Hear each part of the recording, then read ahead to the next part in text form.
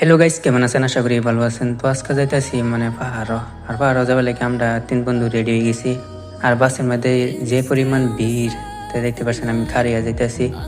আর finally আমি টাউনও ঢুকে পড়ছি। আর টাউনও ঢুকে বের ফার্স্টে যাই পার্ক যায় মানে একটা ব্লগ বানাই। আর ব্লগটা মানে কালা দেম, মানে ব্লগটা নেক্সট ভিডিওর মধ্যে পাইবেন। আপনারা দেখতে থাকেন পাহাড়ের দৃশ্যটা। আর আজকে এরকম একটা জায়গাতে আইছি, আর সেটা এনে করে দেখাইব।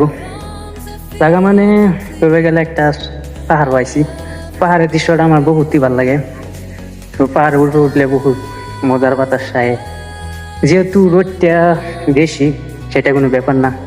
কষ্ট করে হইলেও মানে পাহাড়ের দৃশ্যটা এনে করে দেখাবার চেষ্টা করাম। আর পুরা মানে এরকম তলে দৃশ্যটা আছে, এই দৃশ্যটা এনে করে দেখাবার চেষ্টা করাম। পাহাড়ের উপরে উঠলে মানে তলের দৃশ্যটা বহুতই মজা লাগে।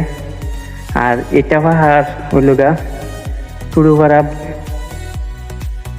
টুরুপাড়া সাইডে, মানে তলের দৃশ্যটা দেখাইতেছি। দেখতে পাচ্ছেন দৃশ্যটা কত সুন্দর ভাবে দেখা যাচ্ছে। আর আরেক ভাই মানে এইখানে বই রয়েছে, মানে কষ্ট লাগছে উঠতে। তা আমারও অল্প কষ্ট লাগছে, তাও সেটা কোনো ব্যাপার না দেখাবার চেষ্টা করলাম। বর্তমানে আমি খারিয়া যেন ভিডিও বানাইতেছি। এটা একটা বড় পাথর, মানে পাহাড়ের উপরে একটা বড় পাথর। এই পাথরের মধ্যে খারিয়া আমি ভিডিও বানাইতেছি। আর এখন এনে করে দেখাই মন্দির। এটা হইলো পাহাড়ের উপরে মন্দির, মানে সবই পূজা টুজা করে। যেহেতু আমি মুসলিম মানুষ, এদিকে মন্দিরের ভিতরে যে এনে করে দেখাইলাম না। মানে পাহাড়ের নিচে দৃশ্যগুলো আপনাদের দেখাইতেছি, দেখতে পাচ্ছেন কত সুন্দর দৃশ্য। আর আমারও বহুত ভালোই লাগে এই খোলা পাহাড়ের উপরে মানে বসবাস করলে। যেহেতু আমরা আসামেও পাহাড় আছে, কিন্তু আসামের পাহাড় এখানে বহুত আলাদা। কত সুন্দর দৃশ্য দেখা যাচ্ছে।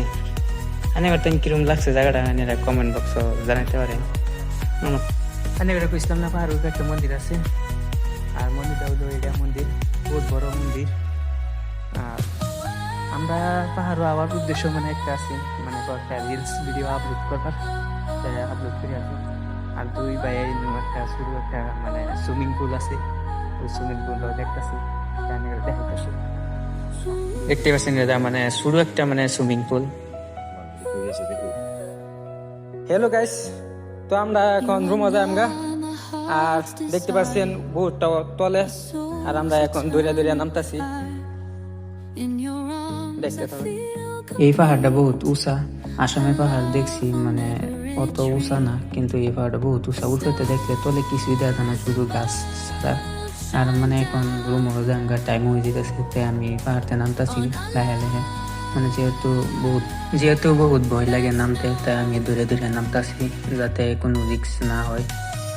পায়ে গেলাম সামনে বড় পোলা, তো বড় পোলারে ডাক দিয়ে করলাম কার এবার। আর বড় পোলা কার হয়েছে, তা আমরা ভাবলাম যে বরফ সরফ খাইয়া লইম। যেহেতু বহুত একটা উড়া হয়েছে, উড়বে গরমও লাগতেছে, তাই আমরা বরফ সরফ লইলাম।